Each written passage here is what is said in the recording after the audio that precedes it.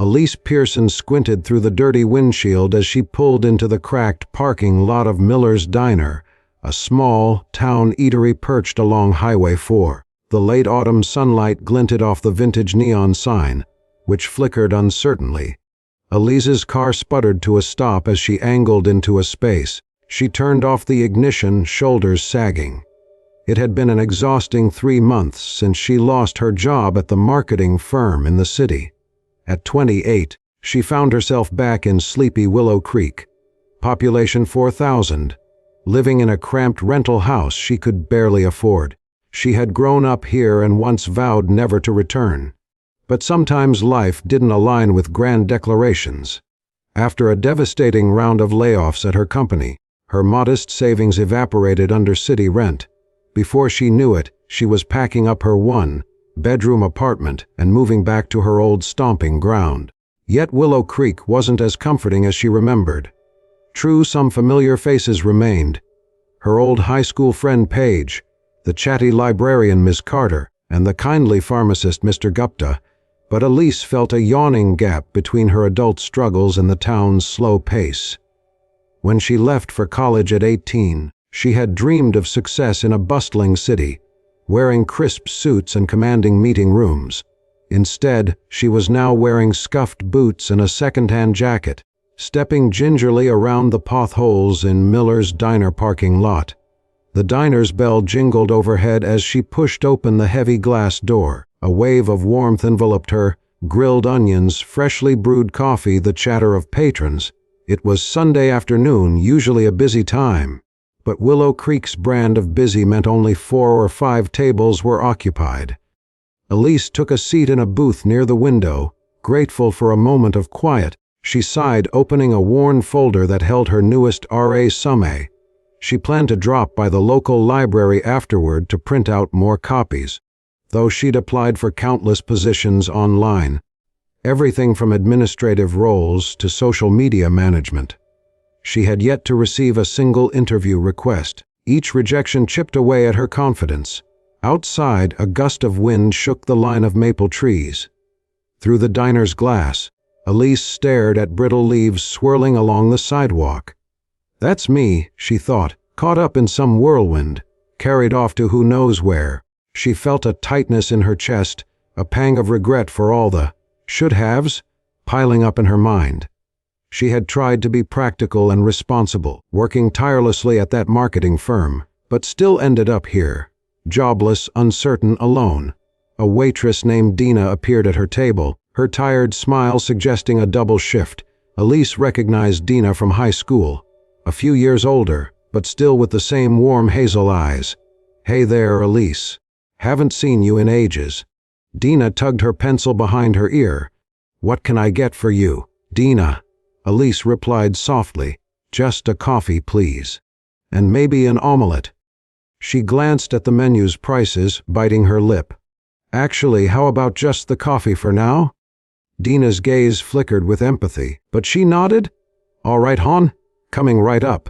Elise watched Dina walk away, her mind awash with worry about finances. She had enough money for groceries for another week or two, but not much else. No job prospects, no immediate source of income. Her mother had passed away a decade ago, and her estranged father lived in a different state. She couldn't, and wouldn't, ask him for help. That left her scraping by, doing odd jobs when she could find them, hoping something would break her way.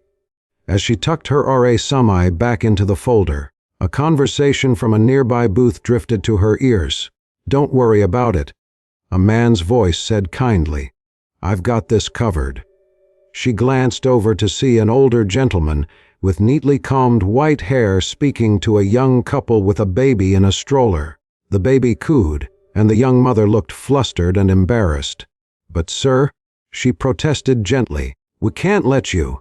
"Shh," he replied with a smile. "It's Sunday. This is my tradition." Elise frowned in curiosity. The older man wore a crisp, button-down shirt and pressed slacks, his posture straight but not rigid. He exuded an air of calm reassurance. A half-eaten slice of apple pie remained on his plate, and his coffee cup was nearly empty. He handed a credit card to the waitress, who accepted it with a knowing grin. A minute later, Dina returned to Elise's table with a steaming mug of coffee. "Careful, it's hot," she said, placing it on a paper napkin. Elise nodded her thanks, glancing back at the older man. "Who is that?" she asked under her breath. Dina followed her gaze. "You mean Mr. Cameron?" She leaned in conspiratorially. "He comes in here every Sunday after church. Been doing it for years. Sometimes he'll choose a family or a single mom, maybe a truck driver on a long haul, and pay for their meal." Elise's eyes widened. "Really? Why does he do that?" Dina shrugged, but her face softened. "I'm not entirely sure. Some say it's because he's got a big heart. Others say it's to honor someone's memory. But I don't know the specifics. He doesn't talk about it much, just calls it his Sunday tradition." Elise watched Mr. Cameron as he stood up, cane in hand, and tipped his hat to the couple. They gushed their gratitude, and he offered a kind smile before making his way to the cash register. Then he vanished out the door with quiet grace. Strangely affected by this exchange, Elise felt a swirl of admiration, curiosity, and something else, an ache of longing. She had grown used to the idea that kindness was scarce, especially when she felt so alone in her own struggles. Seeing such a selfless act reminded her that maybe she wasn't as isolated as she believed. Something about him, that older gentleman with gentle eyes, stirred a flicker of hope in her chest. She took a careful sip of her coffee, letting its warmth steady her for the uncertain day ahead.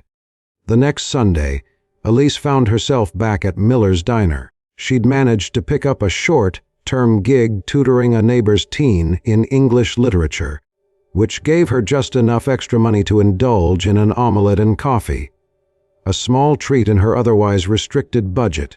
She told herself she needed a quiet place to prepare for a phone interview with a marketing startup. And maybe, she thought secretly, I'll see that kind stranger again.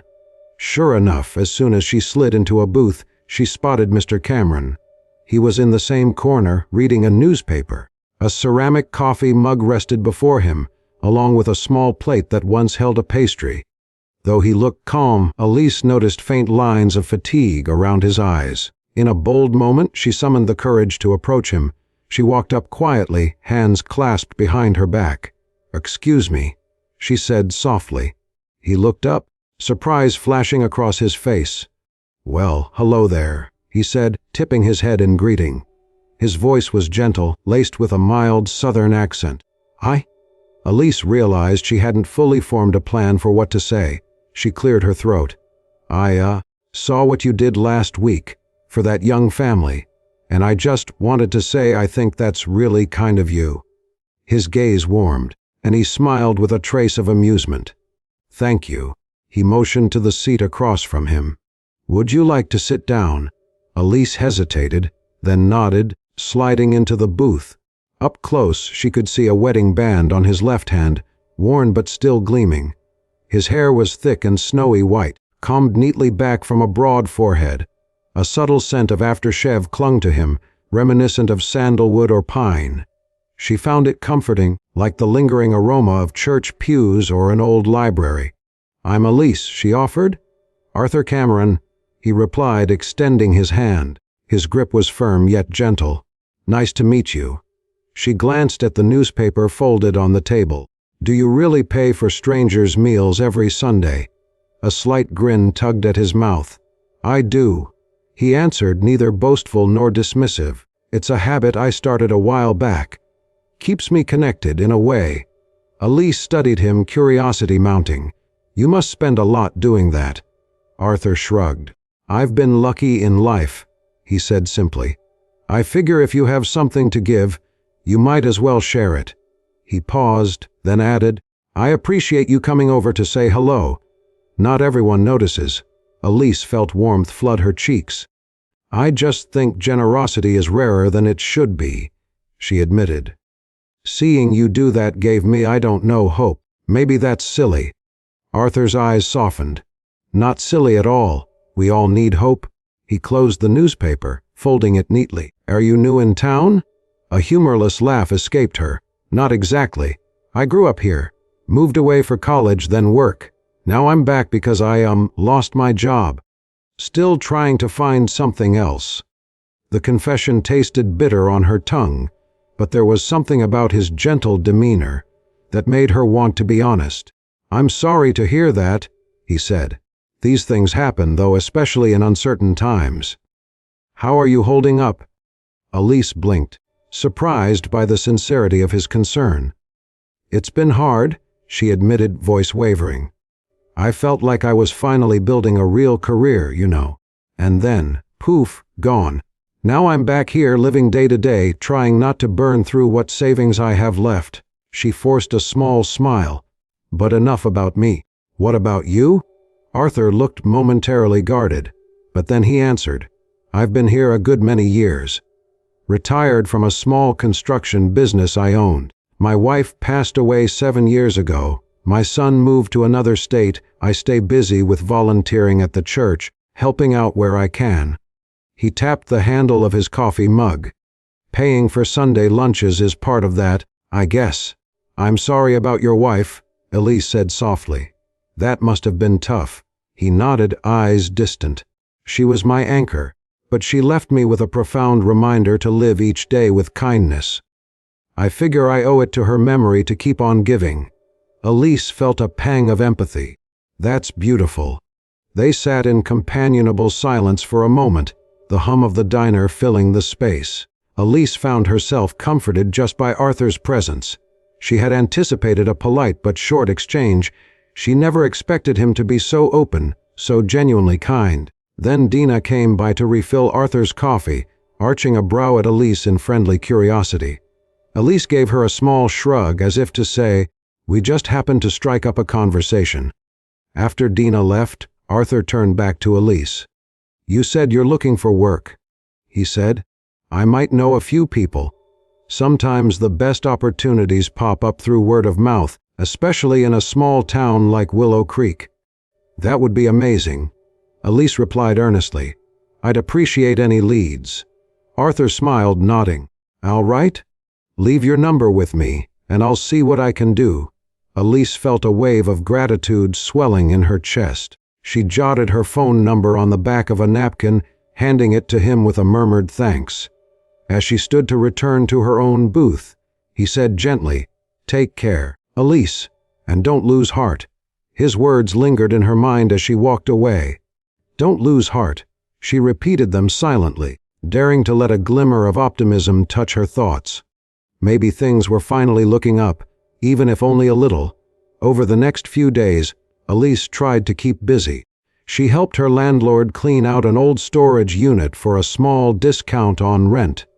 She continued tutoring her neighbor's teenage daughter, Grace, who struggled with Shakespeare but lit up whenever Elise explained a metaphor. That sense of purpose, no matter how small, sustained her. She didn't hear from Arthur right away, and a tiny part of her wondered if he'd forget about her. But the following Saturday, her phone rang from an unfamiliar number. She nearly dropped the device in surprise when she saw a local area code. "Elise, Arthur here." She sat up straight, smoothing her hair out of habit. "Hi, Mr. Cameron. It's nice to hear from you."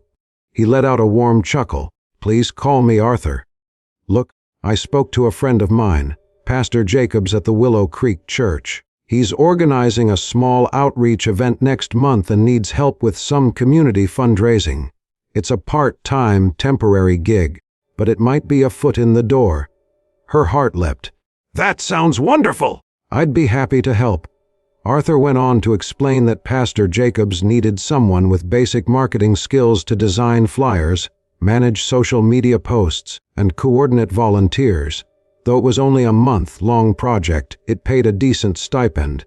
Elise was nearly giddy by the end of the call. "Thank you," she said, voice tight with emotion. "This really means a lot." Arthur paused on the other end. "You're welcome. I'll be at Miller's tomorrow, same time as usual, if you want to sit down and talk details. Or maybe we can meet at the church. Whatever works." "Miller's would be great," she replied quickly. She realized she was smiling, truly smiling, for the first time in weeks. "See you then." The next morning, Elise arrived at Miller's a little earlier than usual, nerves thrumming with anticipation. She half feared that Arthur's friend might change his mind, or that she'd say something foolish. But when Arthur entered, dressed in a navy blazer and carrying a dark cane, he greeted her warmly as though they were old friends. They found a booth by the window, and Dina, looking pleased, took their orders. Elise ventured to get a short stack of pancakes, while Arthur opted for an omelette. As they waited for their food, he handed her a small folder. "Pastor Jacobs put this together," he explained. "It outlines the event, the timeline, and the tasks. He's especially concerned about reaching younger folks in the community. Folks don't read bulletins the way they used to." Elise skimmed the documents, heart lightening further with each bullet point. This was exactly the sort of project she'd managed back at her former job, albeit on a much smaller scale. "This is perfect," she said. "I'm confident I can handle these tasks." Arthur nodded, sipping his coffee. "I'm sure you can. I remember how thorough you sounded when you talked about your old job." A pang of wistfulness coursed through her. "I loved what I did," she admitted. "Maybe this is a sign that I can find that love again even here. Sometimes we can find blessings in the last places we expect," Arthur said softly, eyes crinkling at the corners.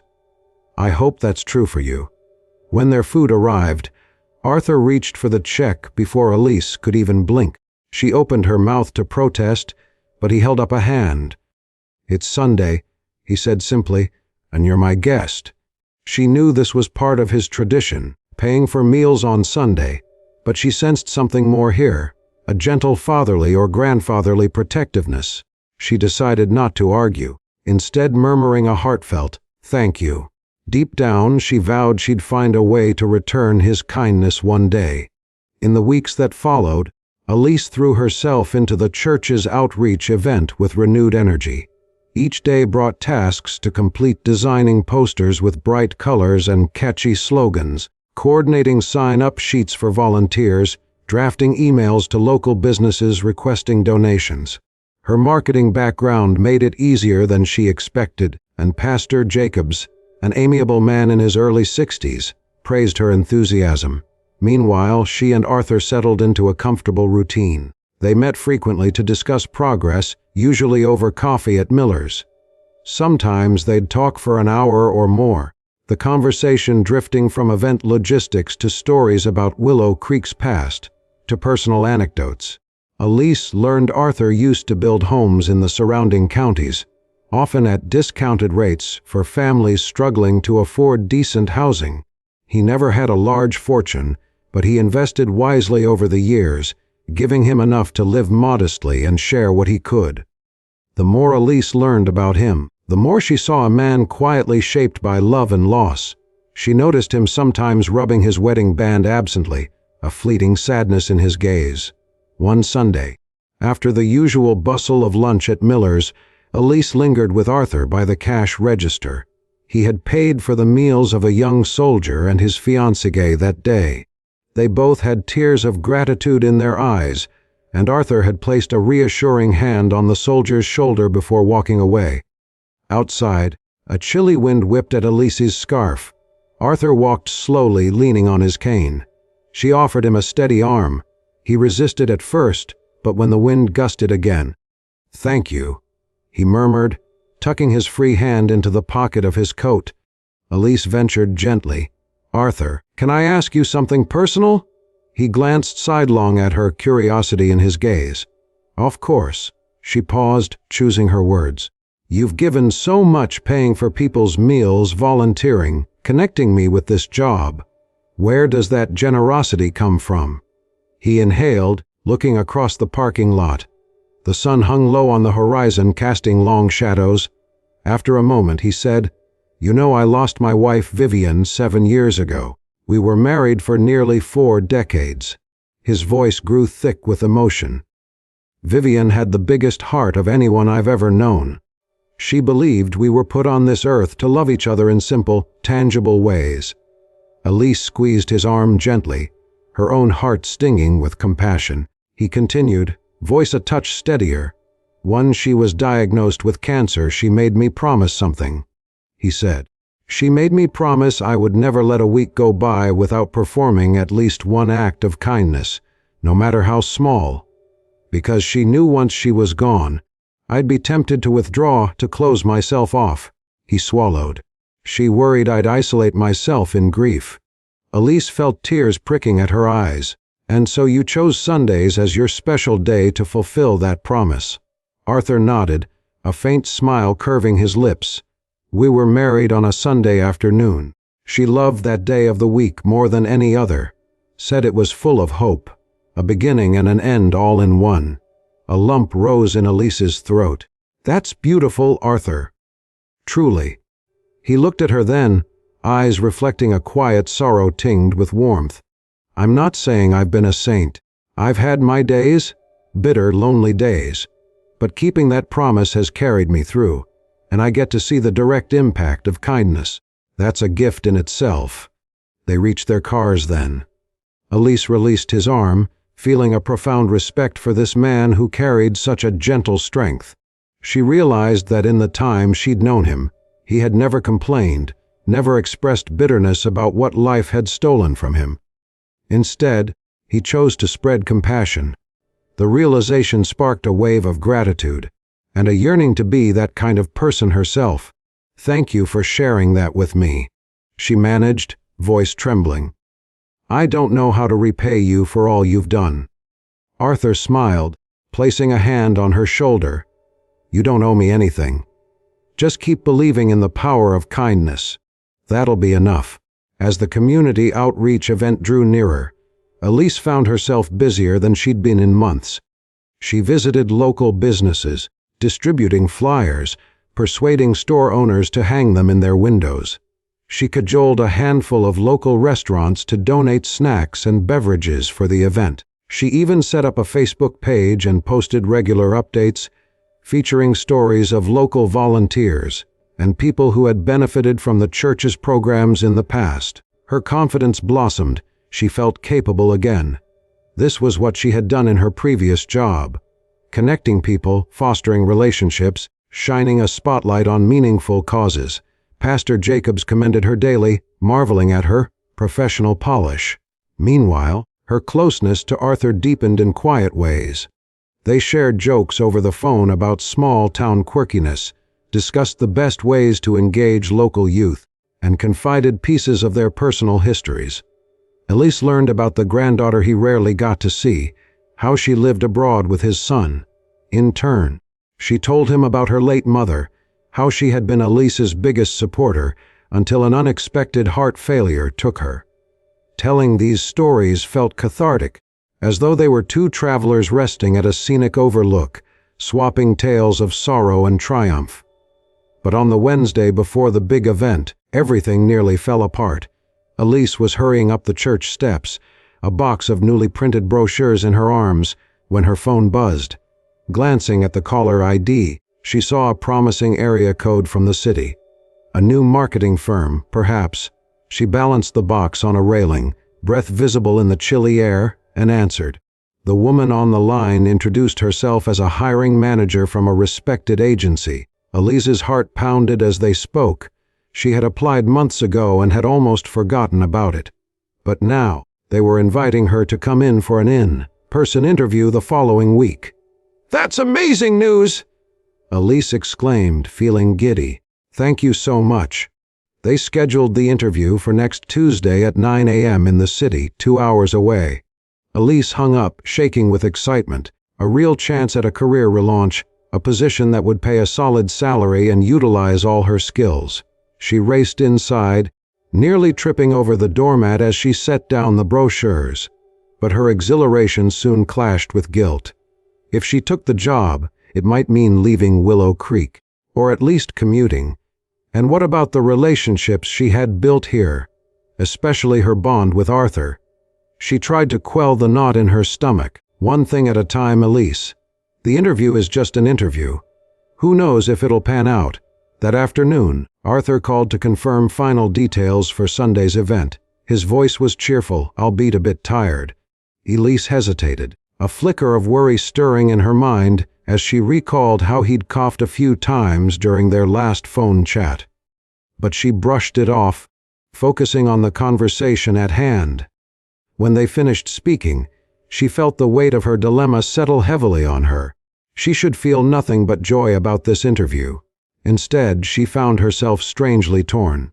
Sunday arrived bright and crisp. The church's multi-purpose hall bustled with activity. Volunteers set up tables laden with baked goods, second-hand clothing donations, and children's activities. A small stage was erected at one end for local musicians who would perform. Elise circulated in a blur, checking in with each station, giving directions, smiling through the inevitable last-minute crisis. Pastor Jacobs approached her, looking more excited than she'd ever seen him. "Elise, I can't thank you enough," he said, a wide grin lighting his face. "This turnout is incredible, and I've never seen folks so eager to pitch in." Elise's chest glowed with pride. "I'm just happy to help," she said, scanning the crowd for Arthur. He had promised to come, but so far she hadn't spotted him. Anxiety pricked at her, but she tried to brush it off. He might just be running late. The afternoon proceeded wonderfully. People milled about, sampling brownies, sipping coffee, and chatting with neighbors. Local kids squealed over the face painting station, while older teens helped man the donation drives. There was a palpable sense of community, a unifying energy that Willow Creek often lacked on ordinary days. Yet as time ticked on, Arthur didn't appear. By late afternoon, Elise's stomach churned with worry. It wasn't like him to miss something he'd promised to attend, especially an event he'd helped initiate. Finally, she saw Dina hurrying across the hall, a phone clutched in her hand and an alarmed expression on her face. Elise's pulse spiked as Dina approached. "What's wrong?" Elise asked, setting down a tray of cookies she'd been carrying. "It's Arthur," Dina breathed, but collapsed at Miller's earlier, before he could get here. An ambulance took him to the hospital. Elise's heart lurched. "Oh my God. Do you know if he's—" Dina shook her head. "I don't know details, just that he was having trouble breathing." Elise didn't wait for more. She grabbed her coat and ran to the parking lot, ignoring curious stares. Pastor Jacobs called after her, but she just waved. Her mind spun, a mix of dread and resolve swirling inside. "Please be okay, Arthur. Please be okay." At Willow Creek Community Hospital, Elise was directed to the emergency ward. Her breath came in shallow gasps as she approached the reception desk. "I'm looking for Arthur Cameron," she said, voice shaking. The receptionist's expression was sympathetic. "He's stable, but they've moved him to the cardiac unit for observation." Relief and fear collided in Elise's chest. She was allowed to see him briefly. A nurse led her down a corridor that smelled of antiseptic and subdued worry. When she finally peeked into Arthur's room, her eyes stung at the sight. He lay propped up on pillows, oxygen tube in his nostrils, monitors beeping steadily. His face seemed paler than usual, hair disheveled. She stepped inside quietly. He turned his head, blinking as if to clear his vision. "Elise," he rasped, surprise flickering in his eyes. "Arthur," she whispered, drawing closer. She gently took his hand, mindful of the IV lines. "What happened? I heard you collapsed." He offered a weak, wry smile. "Just my heart reminding me I'm not so young anymore. Doctor said it was a mild heart attack." His gaze flickered around the sterile room. "Guess I overdid it?" Tears pressed against Elise's eyelids. "Why didn't you tell me you were feeling unwell?" He shrugged, as if embarrassed. "Didn't want to worry you. You had so much on your plate with the event." Elise swallowed hard. "Arthur, you're my friend. Of course I want to know." She blinked, forcing back tears. "We need you around. Who else is going to pay for random folks' meals on Sundays?" A weak chuckle escaped him, turning into a cough. Elise's chest constricted, and she glanced at the monitors, the tubes, the hospital bed. So different from the easy warmth of Miller's diner. The clang of reality hit her. Arthur was vulnerable, and she cared about him deeply. "I'm sorry I missed the event," he murmured once the cough subsided. "How did it go?" "It was a success," she replied, voice trembling with both pride and sorrow. "You'd have been so proud. We had a huge turnout, and everyone was buzzing with excitement. They raised quite a lot in donations." He exhaled a soft, relieved sigh. "That's wonderful. I'm glad." She hesitated, then gently asked, "Is there anyone I can call for you?" "Family." Arthur's expression clouded. "My son Nathan. He's in Germany with his wife and daughter. I don't want to burden him." Elise felt a fresh wave of empathy. But maybe he should know. "That you're in the hospital." Arthur squeezed her hand, eyes damp. "You're right. I'll call him soon, I promise. Just let me catch my breath first." The nurse bustled in then, reminding Elise that visiting hours were nearly over. Reluctantly, she rose to leave. Before she did, she bent down and pressed a gentle kiss to Arthur's forehead, surprising even herself. "Please rest," she whispered. "I'll come back tomorrow." He smiled, tears shimmering in his own eyes. "Thank you, Elise. Take care of yourself, too." That night, Elise couldn't sleep. The memory of Arthur lying in that hospital bed haunted her, stirring something fierce in her heart. She realized how much he had come to mean to her, as a mentor, a friend, almost like the father figure she'd always wished for. She thought about his promise to Vivian, the selfless acts of kindness he performed every week, the quiet courage behind it all, and she thought about the job interview looming on Tuesday.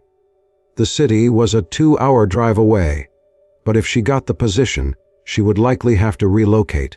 The money would be enough to pay down her debts, get her life back on track. "Isn't that what I wanted?" she asked herself, staring at the ceiling. To succeed in a real career again. Yet the thought of leaving Willow Creek, leaving Arthur in his fragile state, sent a pang through her. She tossed and turned, torn between ambition and loyalty, between financial stability and the roots she'd begun to replant. By morning, she resolved to go to the interview but keep her heart open to whatever path felt truly right.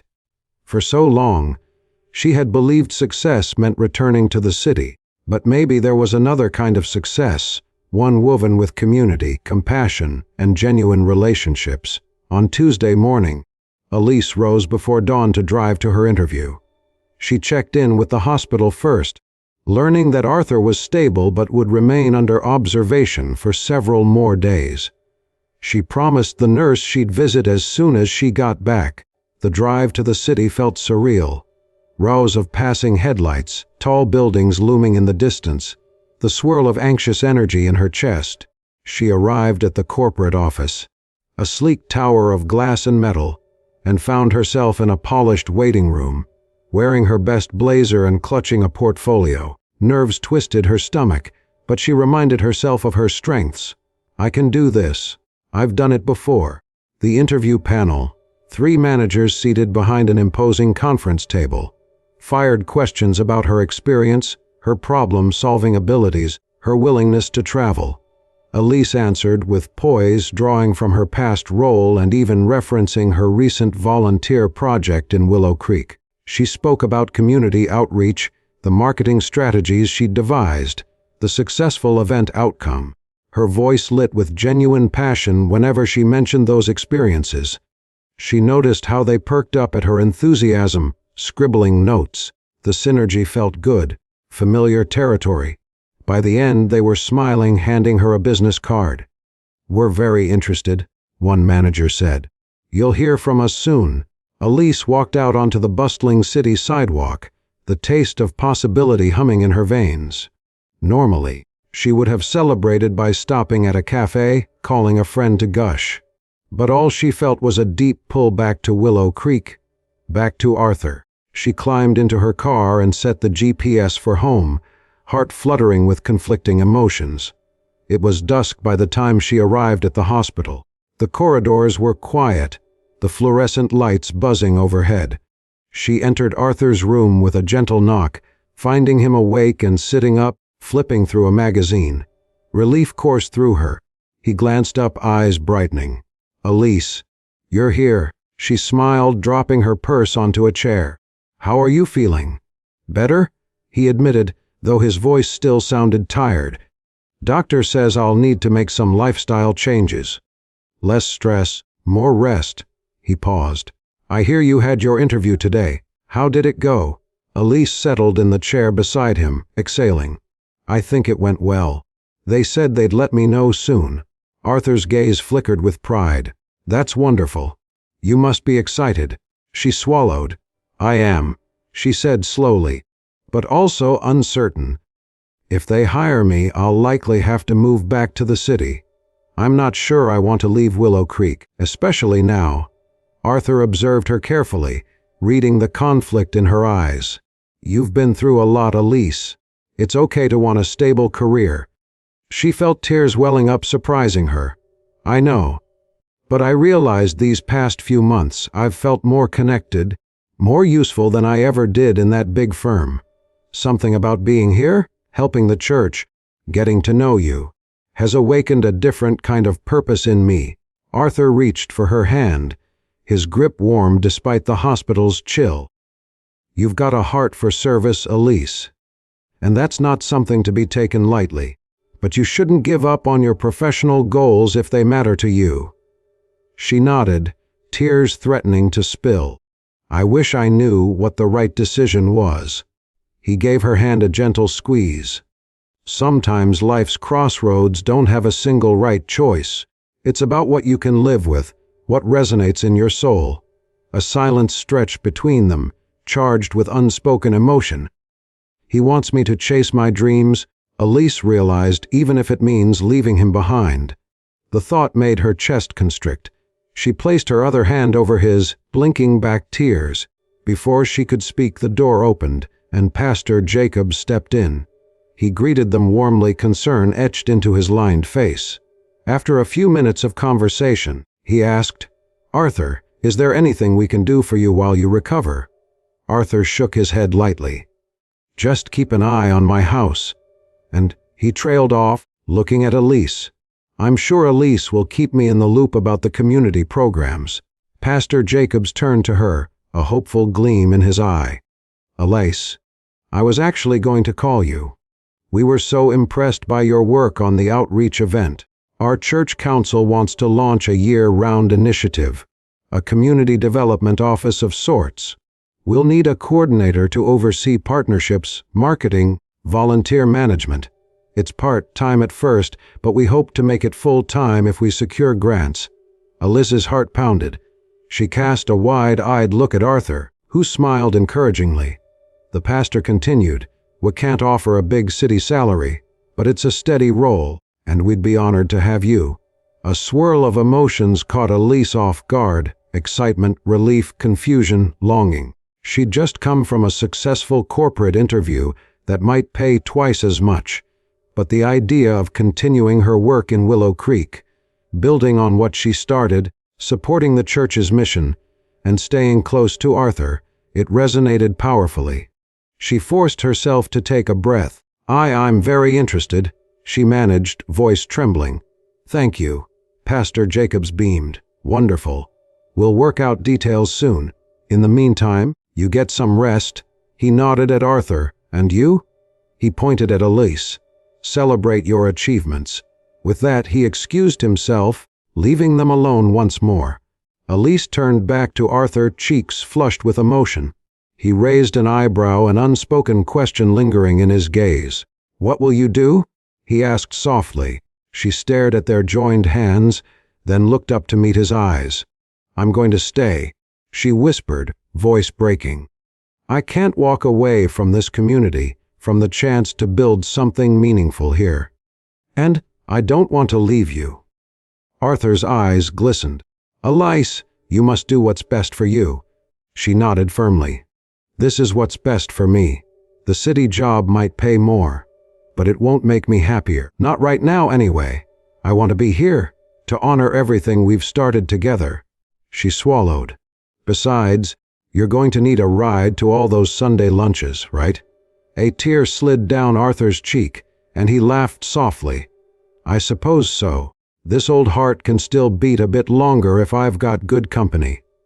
They clasped hands in silence, letting the weight of her decision settle. In that moment, Elise felt a surge of peace, like she had stepped off a precarious ledge onto solid ground. Spring came early that year, breathing new life into Willow Creek. The church's brand new community development office opened in a small annex building near the church. Elise took on the role of coordinator, overseeing food drives, literacy programs, and fundraising events. Though she earned less than she might have in the city, she found an incomparable richness in the work. Each day she saw firsthand the difference made by small acts of care. Arthur recovered slowly but steadily. He began cardiac rehab sessions, changing his diet, and pacing his activities with the help of a home nurse. Elise visited him often, sometimes bringing homemade soup or fresh, baked bread from the local market. As soon as he felt able, he returned to Miller's Diner on Sundays, now with Elise at his side. At first, he insisted on paying for strangers' meals alone, out of habit, but Elise convinced him to let her contribute from time to time. Their Sunday tradition evolved into a joint endeavor, an unspoken promise to keep spreading kindness, one plate at a time. One crisp Sunday morning, Arthur and Elise sat in their usual booth sipping coffee. Dina served them with a broad smile. "You two are quite the team now, ha!" she teased. Arthur chuckled, patting Elise's hand. Wouldn't have it any other way. His eyes shone, a calm joy radiating from him. Though his cane rested beside him, reminding them of his health scare, he looked content, at peace. A few minutes later, Arthur spotted a woman and her elderly mother entering the diner. Their clothes were worn, and the daughter's eyes held the strain of financial worry. Arthur gave Elise a slight nod, and she rose to discreetly tell Dina to add their check to hers. Returning to the booth, Elise felt a familiar flutter of warmth. "I see another chance for kindness," she said quietly, sliding back into her seat. Arthur placed his wrinkled hand over hers. "Vivian would be proud," he murmured. "And I am too." Elise blinked back tears, smiling. "You've taught me so much, Arthur. I'm the one who's proud. Proud to carry on this tradition with you." As they finished their own meal, the older woman and her daughter looked over, noticing Arthur and Elise.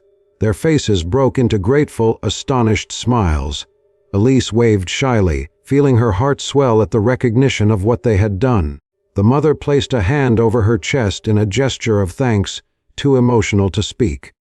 In that moment, with the aroma of coffee in the air, the sound of silverware clinking gently, and the light of a hopeful morning streaming through the diner windows, Elise felt a profound sense of belonging to this town, to this humble tradition, to the weaving of kindness that bound them all. And so, in a sleepy corner of Willow Creek, on a bright Sunday morning, two unlikely friends, an older man healing from grief and illness, and a young woman rediscovering her worth, shared a simple but powerful mission to pay for strangers' meals, offering hope and love one quiet gesture at a time. In a world that often feels rushed or indifferent, simple acts of kindness can carry transformative power. Arthur and Elise's story reminds us that generosity doesn't just heal the recipients, it also mends the heart of the giver. When we pause to see each other's struggles, when we share our resources, be it money, time, or a comforting word, we create a ripple of hope that extends far beyond a single meal or a single moment. Elise thought her path to success lay in returning to the bright lights of the city and a high-powered career. Instead, she found meaning and a sense of home by offering her skills and heart to a small town community. Arthur, bound by grief and ill health, discovered renewal through steadfast compassion, honoring the memory of his beloved wife with each small gesture of charity. Their bond, shaped by circumstance and choice, became a testament to the quiet, everyday miracles that happen when we open ourselves to others. We all possess the capacity to be someone's Sunday tradition, a warm presence, a helping hand, or a gentle smile that says, "I see you." May we find the grace to offer kindness wherever we go, and in doing so, discover that we, too, are recipients of life's most beautiful gifts.